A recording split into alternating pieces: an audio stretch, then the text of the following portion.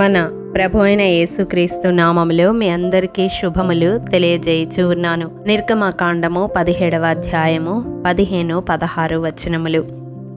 తర్వాత మోషే ఒక బలిపీఠమును కట్టి దానికి యెహోవా నిస్సి అని పేరు పెట్టి, అమాలేకీయులు తమ చేతిని యెహోవా సింహాసనమునకు విరోధముగా ఎత్తిరి గనుక యెహోవాకు అమాలేకీయులతో తరతరముల వరకు యుద్ధమనెను. ప్రియ దైవజనమా, ఇశ్రాయేలీయులతో యుద్ధమాడడానికి మొదట దాడి చేసినది అమాలేకీయులు.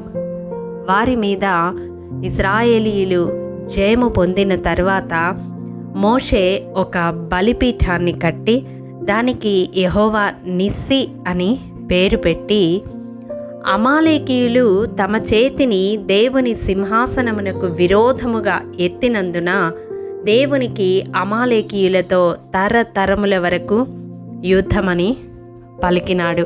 ప్రియ దైవజనమా, అమాలేకీయులు దేవుని ప్రజలైన ఇశ్రాయేలీయులకు విరోధముగా లేచారు.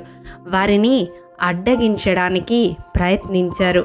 వారి మీద దాడి చేశారు. కానీ వారు విరోధముగా లేచినది దేవుని సింహాసనమునకు అని వ్రాయబడి ఉంది. దాని కారణంగా తరతరముల వరకు అమాలేకీయులతో దేవుడు యుద్ధమాడుతాడని ఇక్కడ వ్రాయబడి ఉంది. ప్రియ దైవజనమా, దేవుని ప్రజలకు విరోధముగా లేచిన వారితో తరతరముల వరకు దేవుడు యుద్ధమాడుతాడని మనము ఈ భాగం నుండి గ్రహించాలి.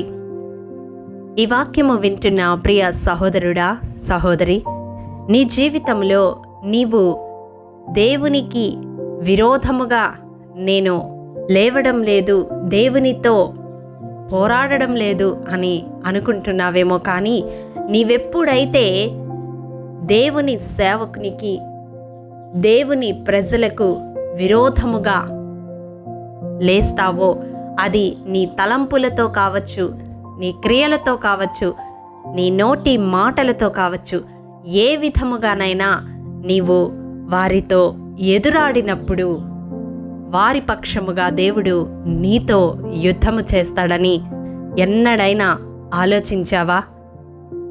దేవుడు మన పక్షముగా యుద్ధం చేయాలి, కానీ మనతో యుద్ధము చేయకూడదు. జీవము గల దేవుని చేతిలో పడుట బహుభయంకరము. సైన్యములకు అధిపతియగు యెహోవా మనతో యుద్ధమాడితే గెలవగలమా? నరుని జీవితము ఏ పాటిదో మనందరము ఎరిగి ఉన్నాము. అతి అల్పమైన జీవము కలిగిన మనము జీవాధిపతి అయిన దేవునితో యుద్ధమాడగలమా? ప్రియ దైవజనమా, మనము ఎదురాడడం వలన దేవుడు మనతో యుద్ధమాడడం మాత్రమే కాదు, కానీ మన తరతరములతో కూడా యుద్ధమాడుతాడు. అవును, మనము మన తరతరాలకు శాపకారణం అయిపోతాము. కాబట్టి దేవుని సేవకులకు, దేవుని ప్రజలకు విరోధముగా మనము లేస్తే దేవుని సింహాసనానికి విరోధముగా లేచినట్టే. నీ జీవితంలో ఎన్నటెన్నటికీ దేవుడు నీతో, నీ తరము వెంబడి తరము వారితో యుద్ధం ఆడుతూ ఉంటాడు. కాబట్టి ఇంతవరకు ఒకవేళ అట్టి దేవునికి ఆయాసకరమైన జీవితాన్ని నీవు జీవించి ఉంటే ఈ క్షణమే దేవుని పాద సన్నిధిలో క్షమాపణ వేడుకొమ్మని ప్రభు పేరట మనవి చేస్తూ ఉన్నాను. నీ సంఘములో నీవు ఏ రీతిగా ఉన్నావు? ఎదురాడే వ్యక్తిగా ఉన్నావా? ఐక్యపరిచే వ్యక్తిగా ఉన్నావా?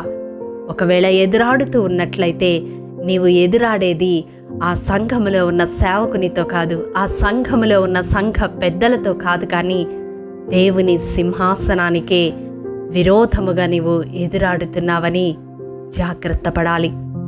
ప్రియ దైవజనమా, ఈ దినం దేవుడు మన హృదయాలను సంధిస్తూ ఉండగా ఈ వాక్యము వింటున్న వారిలో ఎవరైనా దేవునికి విరోధముగా ఎదురాడుతున్నట్లయితే, అనగా దేవుని సేవకులకు, దేవుని ప్రజలకు విరోధముగా ఎదురాడుతున్నట్లయితే, వారి పక్షంగా నీవైనా దేవుని సన్నిధిలో నీ మొర వినపడేలా ప్రార్థించు. వారు నీ వారైతే ఆ శాపము నీ కుటుంబం అంతటిని తరము వెంబడి తరము వెంటాడుతుంది. కాబట్టి ఈ దినం దేవుడు హెచ్చరిస్తూ ఉండగా మన ఆత్మీయ జీవితాలను సరిచేసుకుందాము. దేవునికి విరోధముగా లేచి మనము నిలవలేము. ప్రియ దైవజనమా, దేవుడు మన పక్షముగా యుద్ధమాడాలి, కానీ దేవుడు మనతో యుద్ధమాడకూడదు. అటి కృప దేవాది దేవుడు మనందరికీ అనుగ్రహించునుగాక. ఆమేన్. ప్రేమ నమ్మకము కలిగిన మా ప్రియ పరలోకపు తండ్రి, మీ పరిశుద్ధ పాదములకు వందనాలు, స్తుతులు, స్తోత్రములు. దేవా, విత్తబడిన వాక్యము ప్రతి హృదయములో నూరంతలుగా ఫలింపచేయండి. నాయన యెహోవా నిస్సీగా నీ ప్రజలకు నాయన నీ ఒక ధ్వజముగా నిలబడి నీ ప్రజలకు విరోధముగా లేచు వారితో తరము యుద్ధమాడుతానని మాట్లాడిన దేవుడవు. అటువంటి గుణము ఈ వాక్యము విన్న వారిలో ఎవరైనా కలిగి ఉంటే వారిలో హృదయ పరివర్తనను దయచేయండి, క్షమాపణను దయచేయండి. తరము వెంబడి తరము ఆ శాపము వెంటాడకుండా నీ రక్త ప్రోక్షణ క్రిందకు తీసుకొని వచ్చి మారు మనస్సును, పాప క్షమాపణను దయచేయమని యేసు అతి పరిశుద్ధ నామం పేరట అడిగి పొందుకొని ఉన్నాము తండ్రి. ఆమేన్. ప్రియ దైవజనమా, అనుదినము షారోన్ మన్నా ద్వారా అడగబడుచున్న బైబిల్ క్విజ్ ప్రశ్నలకు సమాధానములు ప్రతి నెల మొదటి వారము కామెంట్ బాక్స్లో పోస్ట్ చేయబడతాయి. కాబట్టి గమనించి మీకు తెలియని ప్రశ్నలకు సమాధానములు తెలుసుకొనగలరని ప్రభు పేరట మనవి చేయుచూ ఉన్నాము.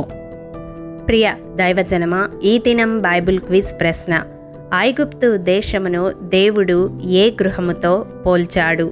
ప్రియ దైవజనమా, ఈ దినము జన్మదినము, వివాహ దినము జరుపుకుంటున్న వారికి షారోన్ గ్రూప్ తరపున హృదయపూర్వక శుభాకాంక్షలు తెలియజేయుచూ ఉన్నాము.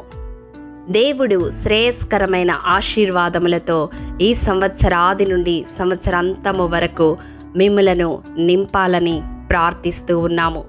ఆమేన్.